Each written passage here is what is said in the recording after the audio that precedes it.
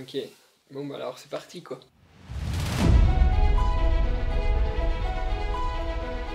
Alors, salut, moi c'est Xavier Thévenard, j'ai 34 ans, je suis natif du massif du Jura et aujourd'hui j'ai la chance de vivre de ma passion qui est l'ultra trail.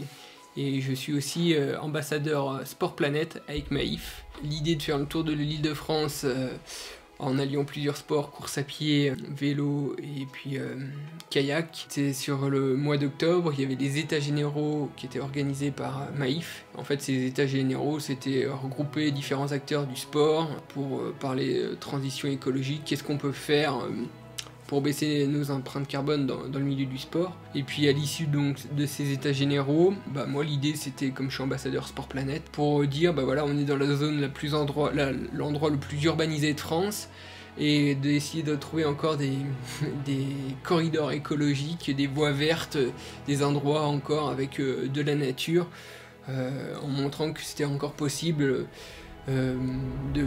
qu'il y ait de la biodiversité, de voir qu'il y a un environnement naturel à proximité de la zone la plus urbaine de France. Moi je suis Sylvain Bazin, donc je suis journaliste, je suis rédacteur en chef d'un magazine qui s'appelle Wider, où on parle beaucoup de trail, mais aussi de voyage à pied, de voyage à vélo. Donc moi j'habite plus en Île-de-France, mais j'y ai vécu pendant environ 25 ans. Donc je connais quand même bien les sentiers franciliens, et donc l'idée c'était de tracer un parcours le plus vert possible à travers l'Île-de-France. Alors je me suis beaucoup appuyé sur les GR, les GRP, pour avoir déjà évidemment passé le plus possible au vert. C'est quand même des sentiers qui le permettent. En plus ils datent déjà de... Bon, le GR1 par exemple, ça a été un des tout premiers tracés en France, dès la Libération.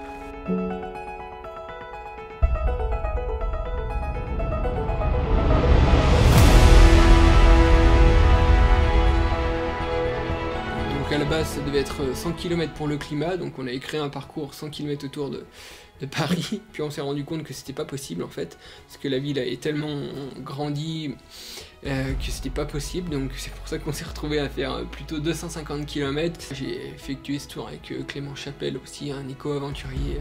Footing du matin avec Xavier, ça fait pas peu plaisir comme on dit chez nous. On arrive certes à trouver des endroits un peu plus sauvages, et plus tranquille, mais l'homme est quand même bien présent quoi, et marque le paysage de façon importante. Donc il y avait des choses assez positives et des choses plutôt négatives.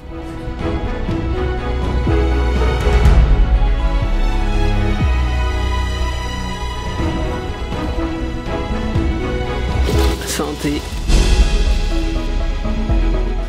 C'est vrai que la prise de conscience dans notre sport, c'est une vraie question, et on a tous des échelles différentes, des niveaux différents. Aujourd'hui, je pense que tout le monde a compris ou a entendu parler de dérèglement climatique, surtout avec l'été qu'on vient de passer. On peut plus le nier quoi.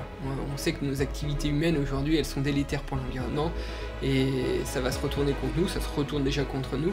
Donc après, il faut mettre des actes aux paroles, et puis il faut agir, et c'est plus qu'une prise de conscience, c'est un passage à l'acte.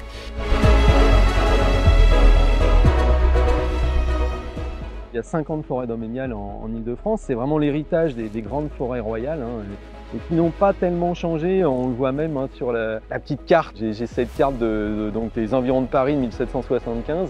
Alors certes, il y a des choses qui ont beaucoup changé, mais finalement on s'aperçoit qu'à la fois le bois de Boulogne, le bois de Vincennes, et au-delà le bois de Versailles, le bois de Saint-Germain-en-Laye, ils sont restés, les allées, tout ça, les grandes allées cavalières forestières restent inchangées. Donc il y a quand même tout un patrimoine forestier qui est intéressant en Île-de-France, et qu'on a quand même pu voir. C'est beau les gars, c'est beau. On n'est pas content de vous voir. Tu vois, on a commencé à l'apprentissage au tandem. Je pense qu'on commence à se démerder tout juste, on va voir demain. Super. Mais c'est une belle bécane, hein. Ouais. Et dire que c'est l'avenir des moyens de transport. Parce que bientôt il n'y a plus de pétrole, il va falloir s'y faire. À la force du mollet. Exactement, en marchant, en pédalant. Ça commence là-bas, mais ça... Ça passe partout ces tandems là ou pas? On a eu là-bas. Il faudrait des pneus un peu plus... où vous étiez, j'ai vu. Ouais, il passe partout, mais ça va. Franchement, on est passé à des endroits. On arrive à l'instant. ce matin on part pour 140 km à travers la forêt sauvage de l'Île-de-France. Et puis j'espère qu'on va voir de beaux paysages et puis qu'on aura plein de surprises. Voilà.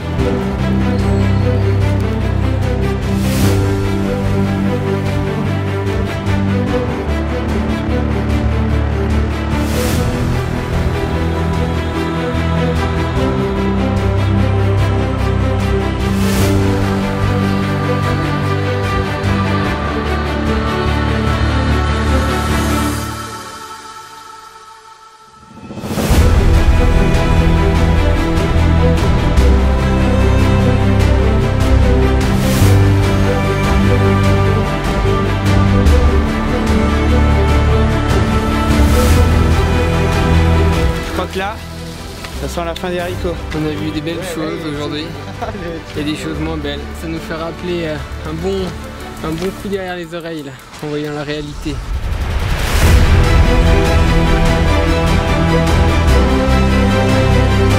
Sur ce qu'on a pu voir sur ce tour de l'Île-de-France, les choses encourageantes, c'était aussi les 2-3 rencontres qu'on a pu avoir avec les jeunes générations qui sont quand même un peu plus sensibilisés à ces problématiques-là. Et puis on sent qu'il y a vraiment un élan à vouloir changer un peu ce modèle de société-là, ce système économique-là qui est délétère. Et je pense qu'il y a... j'espère en tout cas qu'il y a des choses qui vont aller dans le bon sens pour faire évoluer les mentalités et vivre plus en raccord avec le milieu naturel qui nous fait vivre. Et on ne peut pas, nous, vivre l'homme et l'environnement naturel à côté. On fait partie de ce milieu-là et si on ne l'accepte pas, ça va se retourner contre nous, ça se retourne déjà contre nous. Donc, en tout cas, quand on discute avec des plus jeunes, ils sont déjà bien alertés sur ces sujets et ça, c'est plutôt encourageant.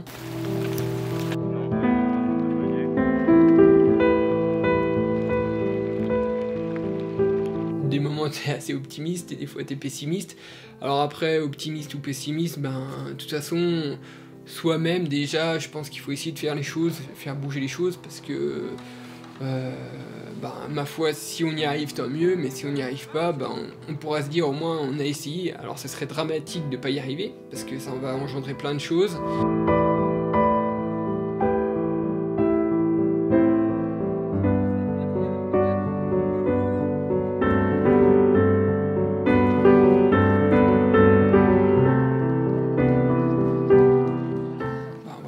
C'est pour ça que je suis d'ailleurs avec Maïf, parce que Maïf, on a des façons de penser qui sont raccords et qui, moi je pense qu'ils vont dans la bonne direction, quoi.